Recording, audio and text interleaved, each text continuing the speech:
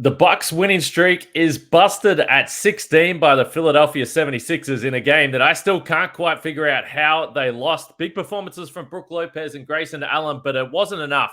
So we have to dive into this and figure out what happened in the fourth quarter and why the Bucks are no longer on a winning streak. You are Locked On Bucks, your daily Milwaukee Bucks podcast, part of the Locked On Podcast Network. Your team every day. You are Locked On Bucks. My name's Kane Pittman. You can see and hear me on this show Monday to Friday, and also find my work over at ESPN alongside me, the founder of brewhoop.com and longtime voice of the podcast, Frank Madden. Of course, we thank you for making Locked On Bucks your first watch or listen of every weekday and sometimes on the weekend. We told you we were going to do this post-game podcast, win or lose. Unfortunately, this was not the result we wanted to have a exciting podcast. But we know you tune in either way.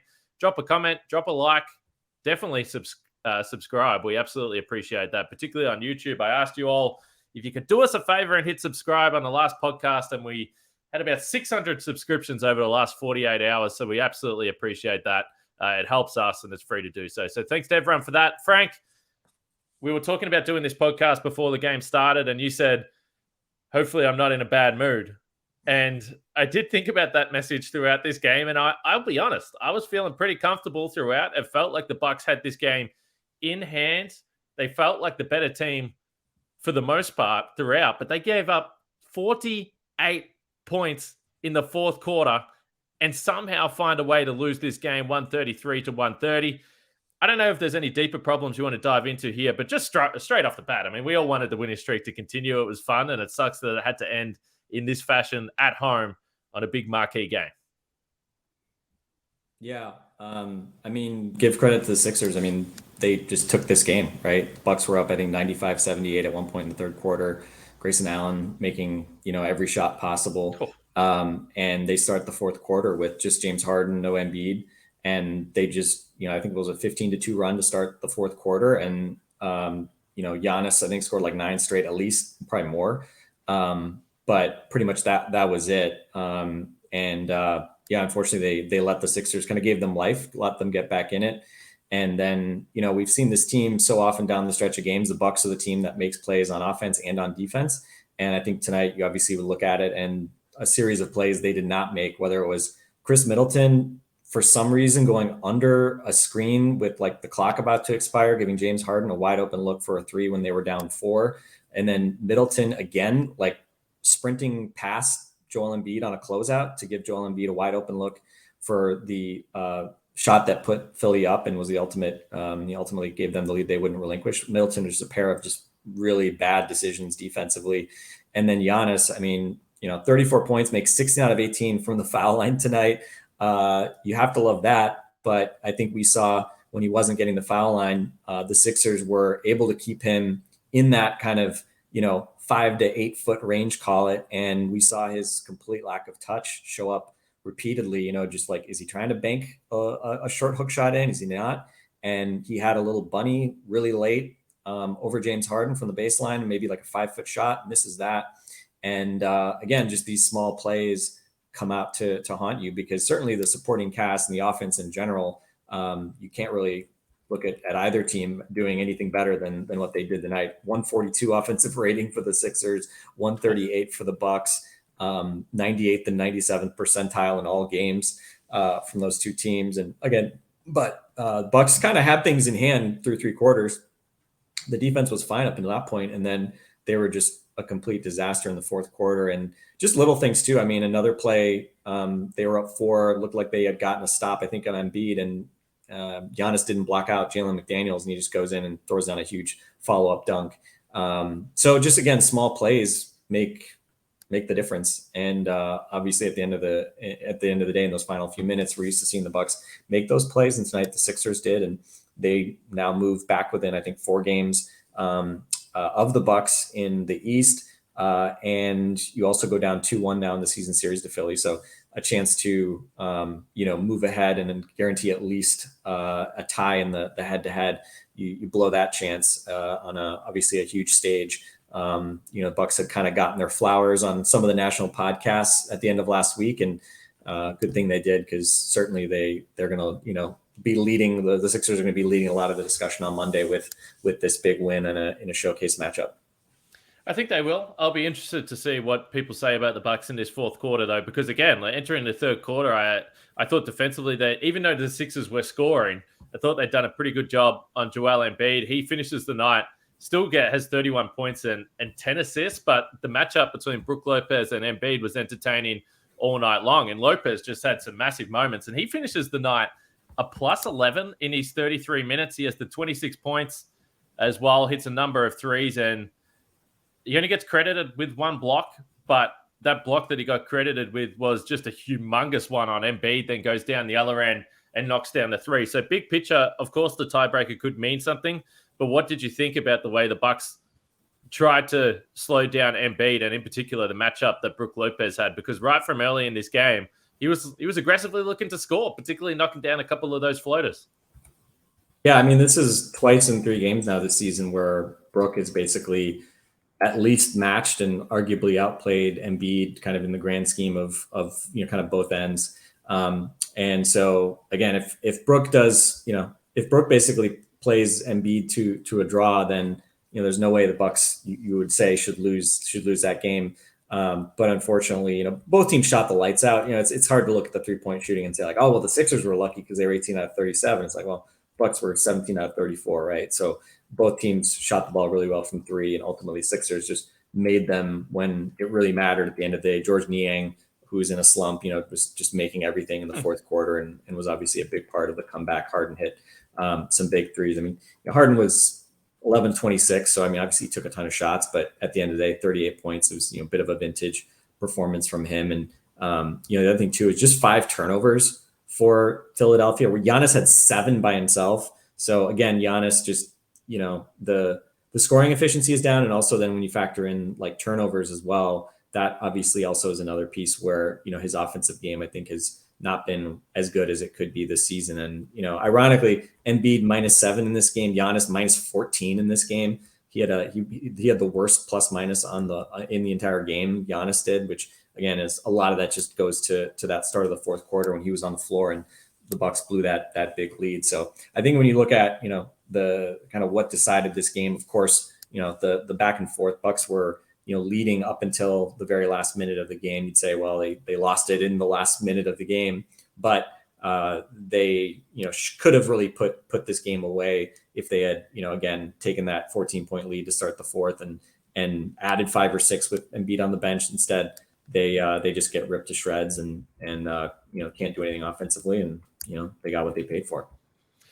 All right, some interesting rotation stuff in this game. I'm seeing a lot of conversation on Twitter, so I'll at least ask you the question. What did you think of some of the lineups the Bucks went with down the stretch in this game? Some lower minutes for guys that we've seen a little bit more of recently. Before we do that, we'll talk about our friends over at FanDuel. The road to the postseason is here in the NBA, and that means it's the perfect time to download FanDuel, America's #1 sports book, because new customers get a no-sweat first bet up to $1,000.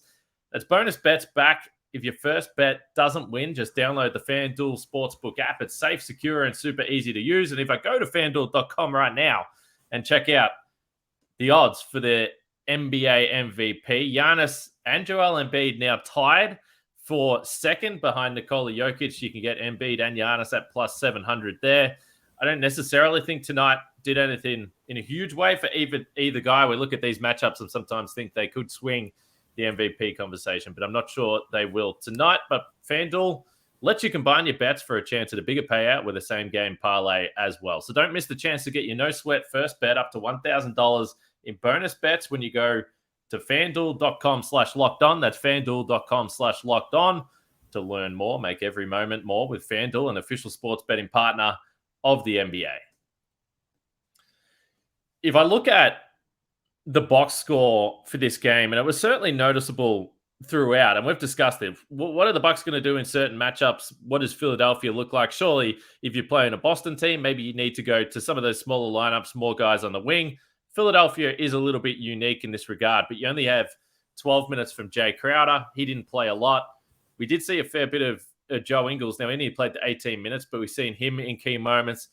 And probably overall, Yeah, Bud really rode Grayson Allen. Now, you understand why he did that, particularly in the third quarter. He's gone berserk, and Grayson Allen deserves a lot of credit for that 20-point third quarter. Would you have done anything different down the stretch?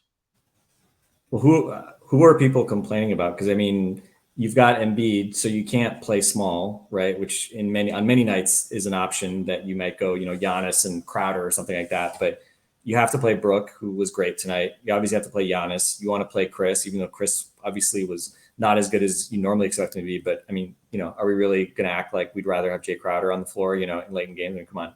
And you have Drew. So, I mean, the only question in this game, as far as late game rotations, would be who is your shooting guard, right? The perpetual question, who's the Bucks starter / closer when they have their starters out there at the shooting guard spot. And, was Grayson? I'm trying to even remember. I mean, Grayson was, I don't know if he took a shot in the fourth quarter even. So, I mean, if we want to say like, well, someone else should have been out there, but it's not like I don't recall them like attacking Grayson Allen late in the game. I mean, I think in general, like the Sixers, even though they have one-on-one players, like I didn't really think that they were particularly adept at attacking mismatches in this game.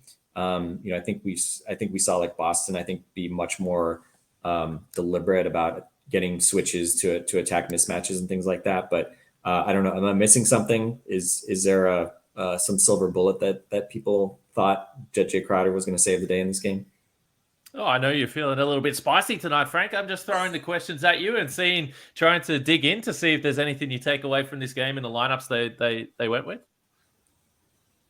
No, I mean, I think, we did see, a fair bit of Crowder. We saw switching.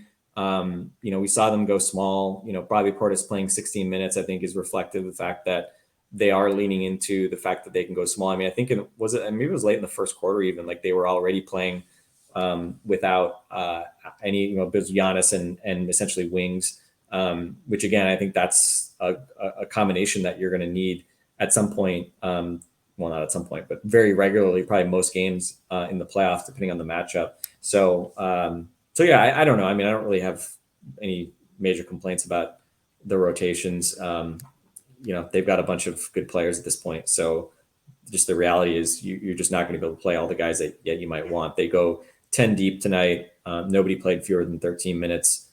Carter and Crowder had the fewest at 13, Ingles 18, Portis 16, Middleton 27. So I think that's the first time Khris has gone over the 25-minute mark since returning. So, the significance of that, I don't know. But yeah, I think Khris, obviously this was one of his probably least impactful games, especially just looking at the box score. I think defensively, again, he made mistakes that you obviously would hope he doesn't. And I forgot to mention as well, I mean, Giannis on back-to-back possessions, he fouls Jalen McDaniels on a three-pointer.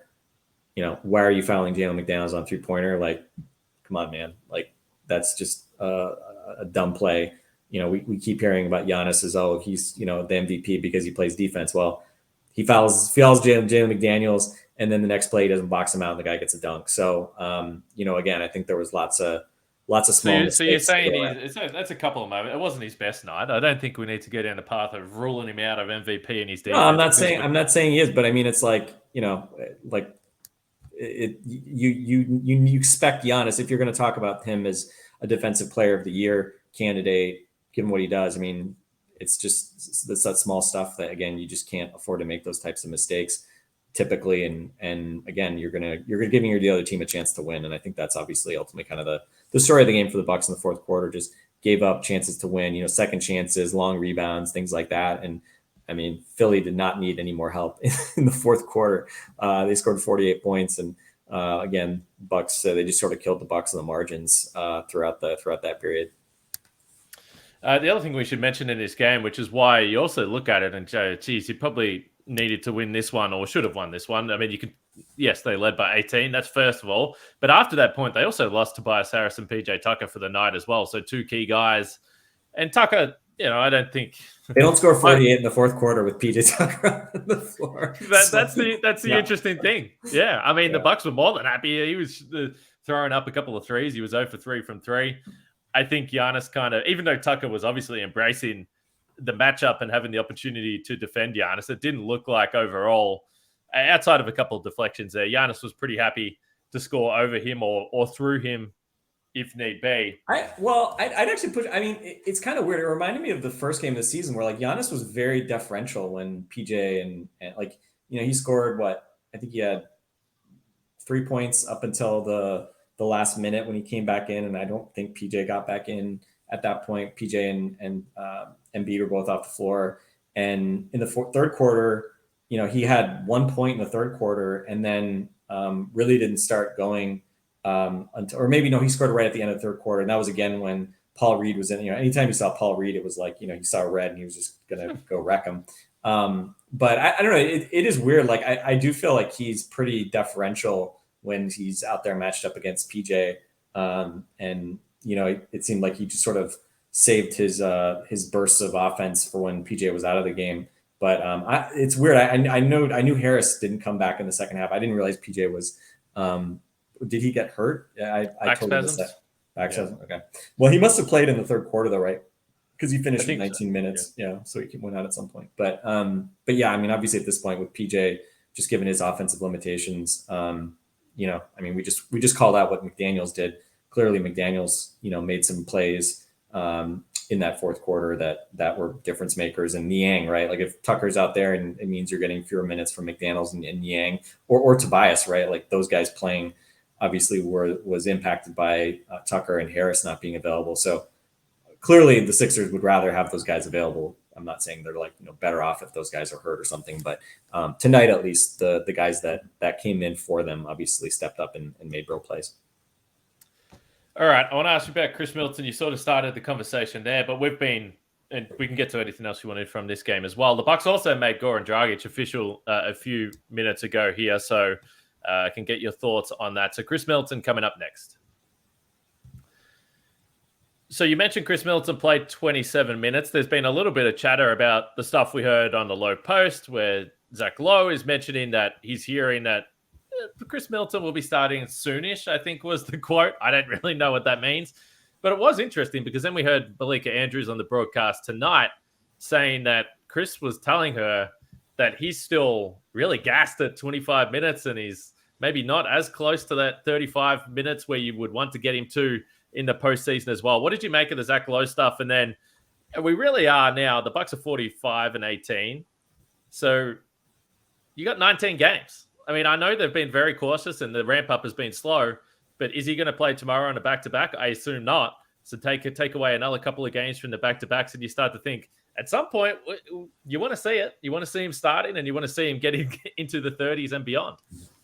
Yeah. I mean, some of it's probably also a function of the fact that the 25 minutes he's playing, he's talked about here, he's being more aggressive and, he's trying to do more stuff when he's in because he knows that he's not, out there starting where, and then when he starts and he plays with the other, with Drew and Brook and Giannis, obviously he doesn't really need to do as much. So he's less likely to be aggressive early on. So, that may be a function of why he was kind of, part of why he's maybe getting gassed at 25 minutes.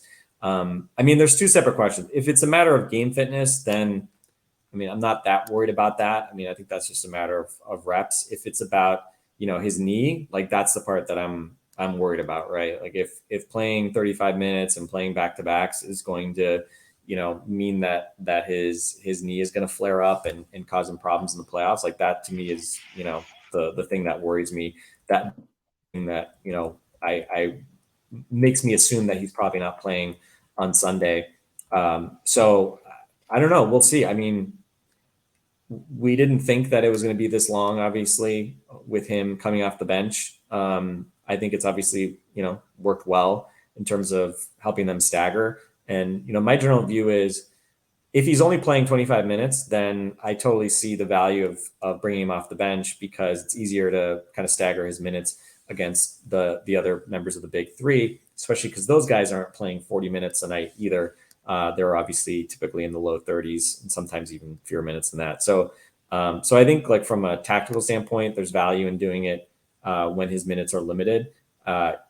Obviously by the playoffs, we hope he's into the, mid 30s plus. And if you're playing that many minutes or you can play that many minutes, I mean, first of all, it's hard to, play 40 minutes if you are not playing the first 5 minutes of the first and third quarters every night. So, starting is really just largely a function of like, you want to maximize the minutes that you have with your best players. So again, we'll see. I mean, yeah, like we talked about, I'm not going to sit here. People get, I think, superstitious, or they kind of get kind of pearl clutchy about like things when the team's like playing well. But at the end of the day, I think playing your best players is generally a pretty good tactic. So, and the fact that, I think coming into this game, like the starting five with Connaughton and Grayson Allen, they were like +3 points per 100. And I think they were negative as of like 3 games ago. So really just in the last kind of week, that swung into the positive territory. So, they're not winning games because their starting five is actually like playing particularly well. It's because, the bench units with Khris are playing well. So there's definitely like juice to squeeze with the starting group. And so, yeah, I don't know. To me, it's like, I don't really see what ultimately the argument's going to be against, eventually bringing Khris back into the starting five. But for sure, my concern will always be about just, again, his physical health. And I don't really care if you bring him off the bench for the rest of the regular season almost. But obviously the question is like, okay, if you're doing that, then, at what point can you ramp him up? Because I don't want, minutes limit Khris Middleton in the playoffs, right? Like that would be not exactly what we want to see. So, so I don't know. Take it game by game. Obviously happy that the kind of balancing has worked, and they have enough depth that, they're not like really missing Khris significantly with the starting group. But again, like I said, the starting five of the first and third quarters is certainly not lighting the world on fire either. Yeah, and look, Pat started tonight. He only played the 17 minutes, but he had 1 point. He was +8. He was out on the floor when they had some good moments, but didn't have a big impact. Doesn't feel like he's had a big impact for a little while here. We know he's been battling some calf stuff there, and he's been a proven, playoff guy. So hopefully he starts to round out into some form there. Now, we also know if the Bucks are able to make this Goran Dragic move official, the streak might be still alive, because he would have been out there tonight wheeling and dealing and playing the point guard. Of course, I'm joking. Frank, any thoughts on the Dragic stuff? I haven't had a chance to talk to you yet. It is official now. Yeah, obviously, like he's fallen off a lot the last couple of years. In terms of like scoring efficiency, was never exactly a good defender in the first place. I can't claim to know a whole lot about where his defense is at right now. So I am curious what if any, I don't want to say promises necessarily, but what is his expectation as far as minutes coming into this rotation would look like? Because they don't really need to play him when they're healthy, and I think he does actually a lot of, stylistically, he's much more similar to Joe Ingles than he is Javon Carter. So I don't know. It's an interesting question, right? Like, is Bud going to, play Carter versus Dragic more like night to night, or, depending on matchups? I'm sure, they've got a pretty tough schedule over the next kind of the rest of the regular season. They have a bunch of games. They got, another tough road trip coming up with some back-to-back. So I'm sure we're going to see, a decent amount of Goran Dragic. And, at the end of the day, I think we all would say, if you expect one thing to go wrong in the playoffs, it's probably more of the defense than the offense. Maybe not tonight. Tonight was the opposite. Tonight was the opposite. It was the defense. Finally, that was terrible, and the offense was pretty much as good as you could expect. But you never know when you may need that, backup ball handler to come into a game and hit some shots, run some pick and rolls, and give you a little bit of a spark, right? Just thinking back to the Jeff Teague Game 6 in Atlanta in the Eastern Conference Finals a couple years ago. Obviously, that was pretty much like the one Jeff Teague moment during that playoff run. We don't even know if Dragic is going to play every night in the playoffs. Very good chance he does not play most nights. But I have no idea, right? I think we've all been sort of trying to figure out as they progressively add players and get healthy. All right, so all right, Joe Ingles was coming back. Okay, well, how much is Joe Ingles going to play? Like, how is Bud going to use him, right? You knew they were going to play Joe Ingles because they spent a bunch of money on him, right? But Jay Crowder similarly, well, assume they're going to play Jay Crowder because they gave up 5 second-round picks to get him, and you're expecting to need him in the playoffs. But it's getting a bit crowded, and with Dragic, obviously, rest of season contract. On the one hand, it's not like you're spending a huge amount of money to bring him in. He's the minimum contract, but as we pointed out, like on the margin, this will be millions of dollars that they're spending from a tax perspective. They didn't have to sign him, especially if they're intending to keep Myers Leonard, which maybe they are, maybe they aren't, right? They just gave him that second 10 days. So I don't know. We'll see. I'm sure he's going to play a bit over the next month, and I'm sure that will also factor into whether or not we see him much at all in the playoffs. But hopefully he has something left in the tank. He's obviously a crafty, smart vet. And he played well actually last year in the playoffs in that 4-game sweep against the Celtics. He actually shot the ball really well, scored well. He was part of a very small Nets team that probably didn't have much of a chance defensively, but he obviously has been around the block. And I think that's one obvious thing about this Bucks team.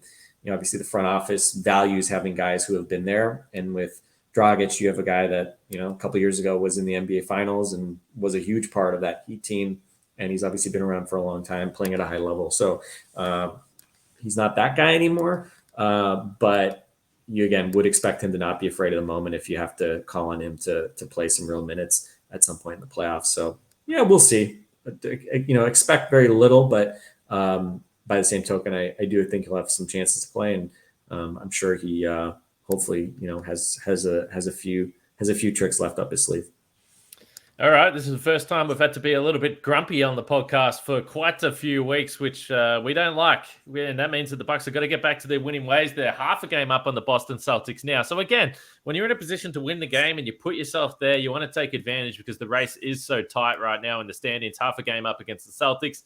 You got the Washington Wizards tomorrow, 6:30 p.m. Central Time, or Sunday night anyway, whenever you're listening to this podcast. We'll be back for a post-game pod. Can we give a shout out? Can we give a shout out to Drew Holiday? We basically didn't talk about him, and he was, of course, 9 out of 13 from the field, 26 points, 30 assists, 1 turnover. Again, we kind of become numb, obviously, to Drew playing at such a high level. Unfortunately, he had that one kind of straightaway 3-point look that he missed. That was probably the key shot when they were down, I think 2 at that point. I think it was right after the Embiid 3. We're used to seeing him hit that shot. He made 5 out of 8 threes tonight. So a rare time when Drew doesn't hit a massive 3-point shot for the Bucks late, but he was really good. And, certainly defensively, you wouldn't look at, what Harden did as being any sort of reflection on Drew. Obviously, most of that was because of switches and what the Sixers were able to do in that regard. So again, shout out to Drew Holiday. And again, you look up and down the roster. I mean, 4 starters scored 20 plus points. Grayson Allen had, probably his hottest little quarter of the year. So a bummer that it would go to a waste, but again, got to play defense in the fourth quarter, guys. And hopefully this doesn't turn into a mini slide here that they rest a bunch of guys on Sunday and hit another banana peel. But again, sometimes when you lose, best thing is to play another game straight away. Don't expect we'll see Khris Middleton. I hope we'll see Giannis and Drew, and hopefully they can take care of business on Sunday. But again, at some point you're going to lose a basketball game. It's just the way it goes. Yeah, we might see Dragic. I don't know. I don't know what the situation there. Yeah, on the back end of a back-to-back. Thanks for making Locked On Bucks your first listen today. Subscribe, like, drop a comment, vent in the YouTube comments. That's what we're here for. Let out your frustration. Let us know what you thought of this game and your disappointment that the streak is over. And then for your second listen, make Game to Game NBA. Every moment, every top performance, every result, Locked On Game to Game covers every game from across the league with local analysis that only Locked On can deliver. Follow Game to Game on the Locked On NBA feed, available on the Odyssey app, YouTube, or wherever you get your podcasts.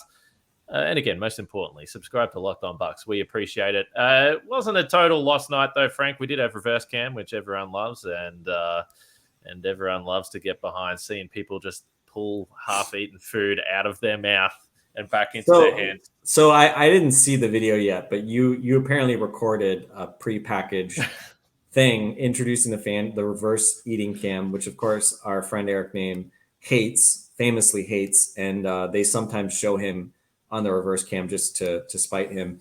What did you say in the thing? Because I haven't seen. I just saw the screenshots of your big head on the jumbotron, which of course The good people of Wisconsin don't deserve to be forced to see your head on the Jumbotron, but they got it. Right. What were you saying? Can you give us the backstory of how this came to be? Yeah, imagine all those people that took one look on a YouTube episode and said, F that, I'm sticking to the audio platform. I don't want to look at that noggin while I'm listening to these two talk about basketball. And then they're at the game just trying to relax on a Saturday night. I know they had that forced down their throat. But Johnny Watson, a man that I hadn't met before, but he does a bunch of stuff with the Bucks game ops. He just reached out last week and said, do you want to do an intro for the reverse cam? We'll play it on the Jumbotron. And I was cracking up laughing. I was like Googling this guy to make sure someone wasn't like setting me up just to like look like an absolute fool. So even when I sent it, I didn't hear back. So I was like, this might be a false thing. But of course the tweets came through. So I basically just said, I miss Milwaukee so much. I miss watching Giannis play. I miss Khris. I miss asking Coach Bud questions. But there's only one thing that I miss more than that, and that is the reverse cam. So did they get Eric? TV. Do you know if I know you weren't obviously in the arena, No. so you wouldn't see it, but did we get any reports of them getting Eric on the reverse cam? Because that would obviously be the real dagger, is if you introduced the reverse eating cam and then they got Eric on it. But I don't know, that may be a bit too much to ask. I'm going to have to ask them for the footage. I'm going to have to get them to send it over to me so I can have a look at the full product there. I've only got a few photos, but that's good. Bit of fun. We love that. That's my first time in Firesurf Forum for many years, so it's good to be back. And by the way, after that, we had someone request a live pod, Frank. So when I do get my ass back over to the States, we're going to book out a venue and get some people in the house to do some live Locked On Bucks. Yeah. Well, just tell me when. Give me the dates. All right. I'll work on it. We'll get this podcast up. And we'll be back tomorrow after the game against Washington. Again, vent. Get your thoughts off your chest. Whatever you think of tonight's game against the Sixers, let us know. And we'll speak to you all tomorrow after the game.